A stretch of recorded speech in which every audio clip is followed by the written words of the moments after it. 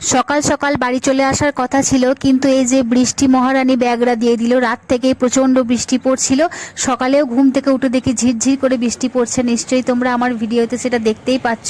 আর আমিও জানালার সামনে দাঁড়িয়ে দাঁড়িয়ে দেখছিলাম বৃষ্টি পড়ছে, কিভাবে বাড়ি পৌঁছাবো এইসব ভাবতে ভাবতে রান্নাঘরে আবার দেখছি রান্নার ব্যবস্থা চলছে। এখানে পুঁই শাক কাটা হচ্ছে, রান্না হবে পুঁই ডাল। আর তারপর ব্রাশ করে আমি এখানে চা নিয়ে বসে পড়েছি। সকালে বৃষ্টি হচ্ছিল, একটু চা, গরম গরম চা, তাই খেয়ে নিচ্ছি আমি। তারপর মা এবার রান্না শুরু করে দিয়েছে। ততক্ষণে এখানে রান্না হচ্ছে আজকে দেখো চালদার চাটনি। তো চাটনিটা তোমাদের সাথে শেয়ার করব বলে ভিডিওটা আরও তোমাদের সাথে শেয়ার করছি।